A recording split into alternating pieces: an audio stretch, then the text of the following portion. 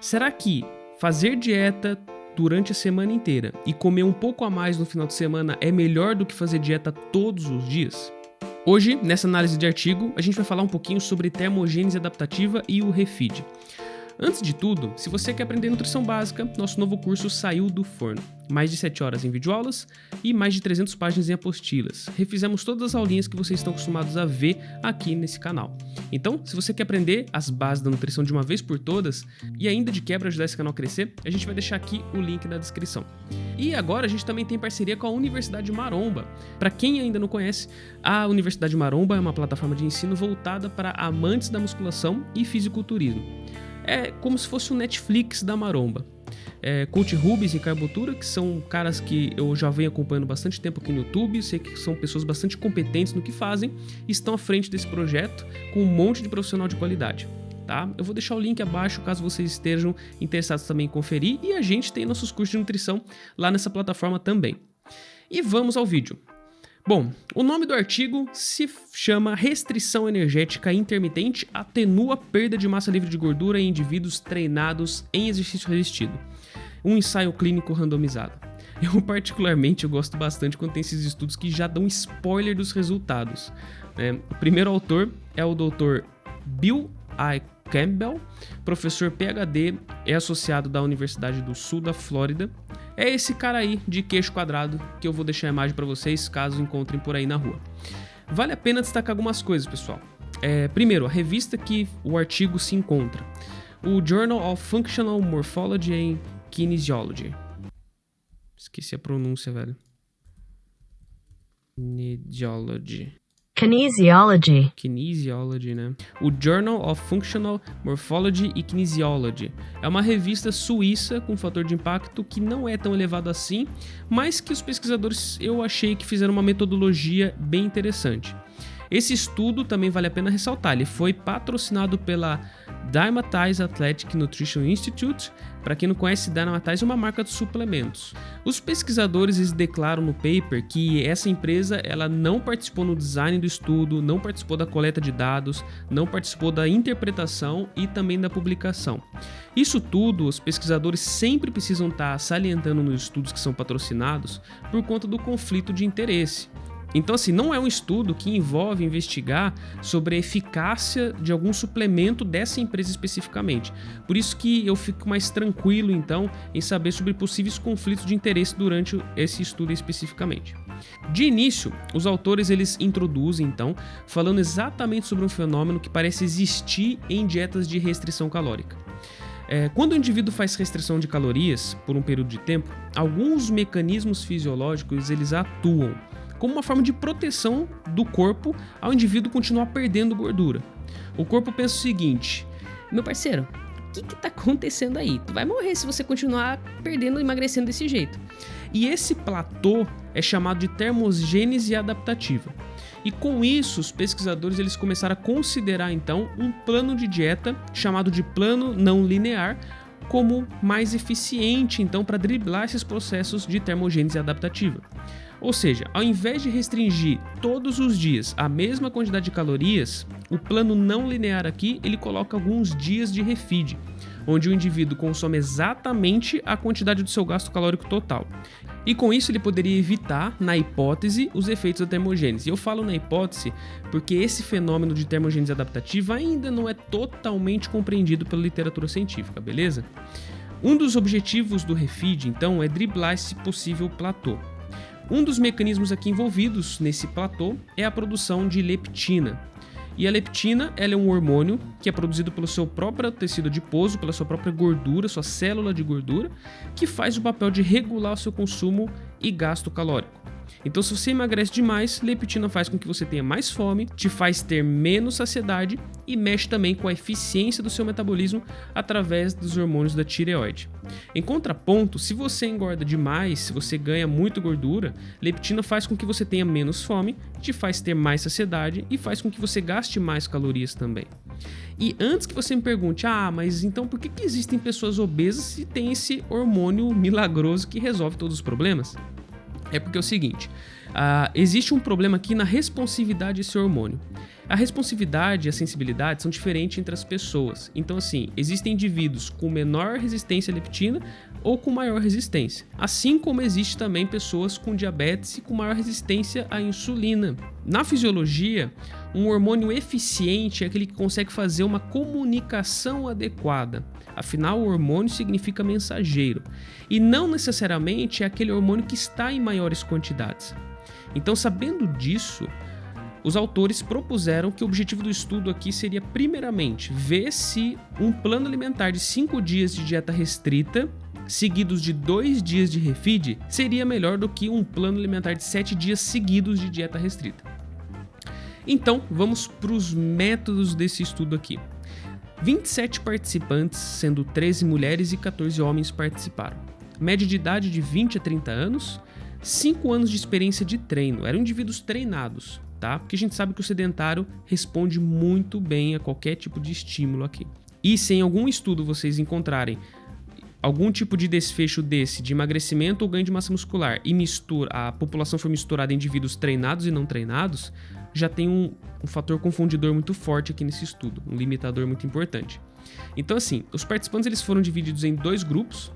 Um grupo com 5 dias de dieta hipocalórica, seguidos de 2 dias aqui no final de semana, sábado e domingo, de dieta isocalórica, e o outro grupo com 7 dias de dieta hipocalórica, tá bom? Seguidão. Isso por 7 semanas. Então foram quase 2 meses fazendo isso. E daí foram feitos os chamados grupos paralelos. Na epidemiologia, os grupos paralelos são chamados assim quando cada grupo da pesquisa, do estudo, ele só participou de uma intervenção. Porque existem estudos que o indivíduo que participou de uma intervenção, depois tem um período de washout, de descanso, ele participa da outra intervenção. E uma coisa importante aqui é, independente se houve dieta isocalórica ou hipocalórica, ou seja, se os indivíduos consumiram a mesma quantidade de calorias que eles gastam ou um pouco menos do que eles gastam, no caso hipocalórica. A quantidade da restrição calórica final foi sempre a mesma. Então, os indivíduos no final da semana, se você dividir o número de calorias da restrição calórica, da dieta hipocalórica, vocês vão ver que foi reduzido 25%. Então, quem fez a dieta com refeed sofria um pouco mais durante a semana e comia um pouco mais no final de semana. Quem fez a dieta contínua, linear, era sempre a mesma coisa, tá? O déficit, então, final foi de 25%. Então, vou dar um exemplo para vocês. Imagina só que o gasto calórico total, a quantidade total que o indivíduo gasta no dia, tá bom? Fazendo exercício físico, se exercitando, fosse de 2.000 calorias. Então, se ele tivesse no grupo contínuo, todos os dias, a dieta hipocalórica, ele iria consumir 1.500 calorias. E se ele tivesse no grupo refeed, ele iria consumir 1.300 calorias aqui de segunda a sexta e 2.000 calorias, que é a quantidade de gasto calórico total, no final de semana, sábado e domingo.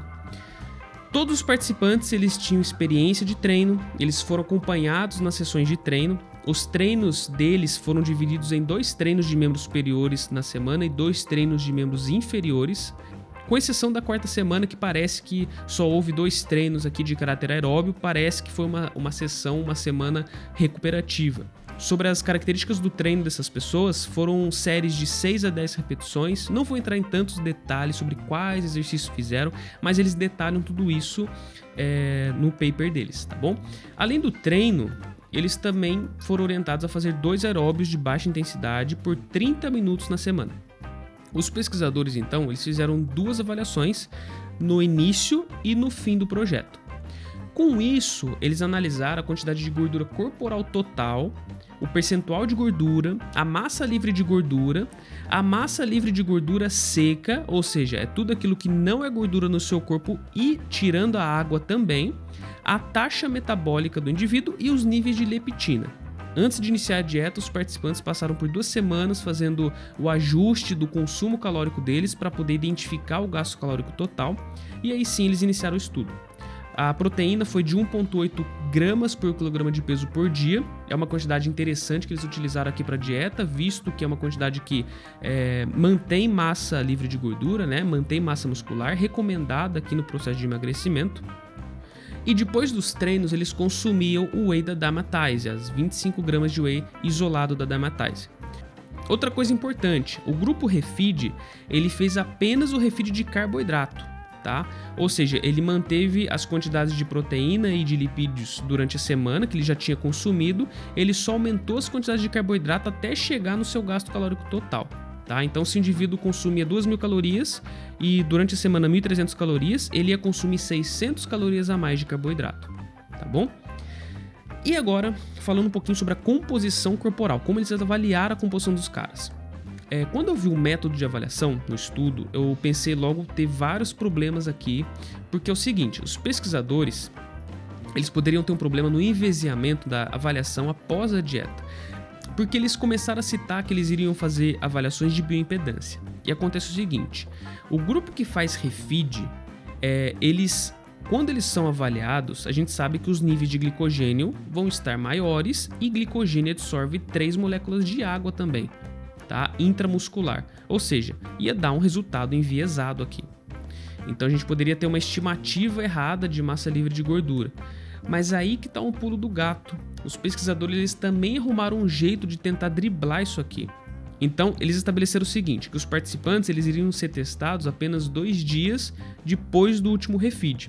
No teste, eles utilizaram a bioimpedância Embody 570, é um aparelho muito bom de bioimpedância, para discriminar os níveis de água corporal total. Então, eles não utilizaram a bioimpedância para ver composição corporal, somente para discriminar os níveis de água corporal total, assim como a água intra e extracelular.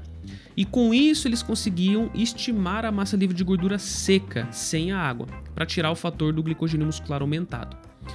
Para avaliação da taxa metabólica basal, eles utilizaram o aparelho ParvoMedics True One. Isso é uma gasometria indireta, é um aparelho padrão ouro aqui na avaliação do gasto calórico total. Ou seja, eles avaliaram o nível de oxigênio para se estabelecer a taxa metabólica dos indivíduos. E para mensurar a composição corporal, eles utilizaram o aparelho BodyMetrics BX2000. Tá? É uma tecnologia nova para mensuração da composição corporal, da quantidade de gordura e músculo do indivíduo, que é por ultrassom. Então, a gente sabe que precisa de treinamento para se realizar esse tipo de teste. Então, foram 2 pesquisadores que fizeram 2 avaliações então, para garantir a acurácia desse teste. Então dá para ver de cara que assim, os pesquisadores eles tiveram bastante seriedade aqui e bastante competência na hora de decidir os métodos do estudo e também bastante patrocínio, né, bastante suporte aqui, infraestrutura para poder ter todos esses aparelhos caros e poder estar mensurando isso da melhor forma possível, tá bom? Garantindo a acurácia dos resultados. Então vamos para os resultados esperados, né? O que no final aconteceu nesse estudo? E aqui, você preguiçoso que decidiu pular direto para a melhor parte, coisa feia, hein? Não seja vergonha da profissão e volta lá e vê os métodos que são muito interessantes. E bom, para resumir os achados dos pesquisadores, todos os grupos tiveram perdas de peso total, tiveram perdas de percentual de gordura e perdas de gordura corporal semelhantes. Ou seja, o grupo que fez refeed, ele não teve diferença estatisticamente significante em comparação ao grupo que fez dieta todos os dias. O que os pesquisadores notaram é que o grupo que realizou refeed teve uma perda mais branda da massa livre de gordura e da massa livre de gordura seca. Ou seja, parece que houve uma preservação da massa muscular nesses grupos aqui. Por causa dessa preservação, houve também uma melhora na taxa metabólica basal desse grupo. Mesmo não sendo estatisticamente significativo, houve uma melhora de algumas calorias só no gasto calórico total, na taxa metabólica basal deles, mas foi algo que aconteceu, tá? E a explicação disso é que a ingestão de carboidratos, a elevação da ingestão de carboidratos em um determinado período também fez uma elevação dos níveis de insulina. E a insulina, que é um regulador importante do catabolismo proteico, é um regulador importante também que sinaliza processos anabólicos. Então, assim, a gente já tem estudos sobre alguns fisiculturistas, práticas de fisiculturistas no período de cutting e a importância da introdução de carboidratos aqui em determinados períodos para se garantir quantidades adequadas de insulina e assim preservação de mais massa livre de gordura no final do processo, tá bom? Principalmente em fisiculturistas que competem natural. A gente já falou um pouquinho sobre alguns vídeos aqui sobre amadores, profissionais, vale a pena vocês conferirem, eu vou deixar no card aqui, tá legal? uma coisa que eu senti falta aqui, sobre a leptina.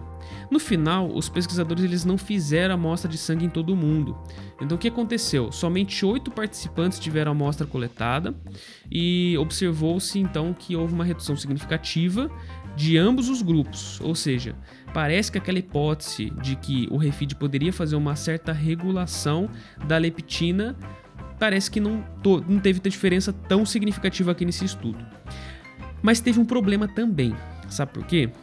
Porque assim, os pesquisadores eles aferiram essa leptina dias antes do refeed. Então o que aconteceu foi com que eles não pegaram o timing certo do refeed, avaliaram a leptina para ver se existe uma reversão dos níveis de leptina nesse caso. Então a gente não sabe se esses níveis refletiriam ou não o efeito do refeed. E aí vem a pergunta, né? Poxa vida, poderiam ter colhido esses dados aqui após, né, um refeed, né, gente? Porque daí ia dar um resultado ainda mais interessante para o estudo.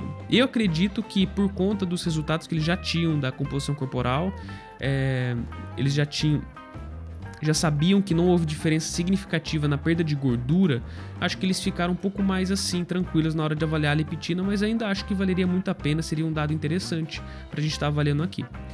Infelizmente, eles não disponibilizaram o link dos dados brutos para a gente poder investigar melhor. Não consegui achar isso no estudo deles, esse link, somente das outras tabelas específicas mesmo. Então não dá para saber direito como foi cada resultado dos níveis de leptina. Eles citam muito pouco isso no estudo deles. E além disso, os pesquisadores eles também citaram alguns estudos sobre a importância do refeed, dos níveis de carboidrato, dos níveis de leptina, né? Alguns estudos que parecem ter alguns resultados positivos. Como toda discussão de artigo faz, né? Acaba comparando os próprios resultados deles com resultados parecidos de outras pesquisas também. E para terminar, os pesquisadores eles citam algumas limitações bastante importantes do estudo. Uma delas é a medição da taxa metabólica de repouso. A gente viu que foi uma medição muito interessante, que eles utilizaram aparelhos muito bons, porém foi um pouco complicado para eles, parece, porque teve problemas no aparelho durante a primeira aferição. Então, assim, isso foi realmente um problema que eles tiveram, eles relataram isso, foram bem competentes e responsáveis aqui de citar que tiveram problemas nessa aferição. E a outra falha foi eles não terem avaliado o nível de insulina. Afinal, eles discutiram isso no trabalho deles, eles discutiram que a insulina aqui no caso do refeed poderia ter impactado significativamente na preservação de massa livre de gordura dos atletas, né, dos indivíduos aqui que treinavam. E poderia ser interessante, né, para a gente poder comparar, afinal, esses dados de insulina e realmente se houve impacto deles ou não ali na composição corporal dos indivíduos.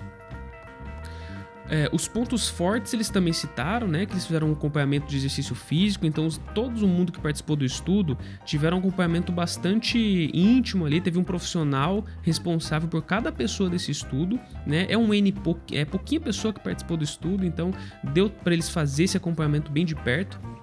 O método de avaliação deles também da composição corporal, como forma de driblar os níveis de reganho de glicogênio, isso foi bem interessante.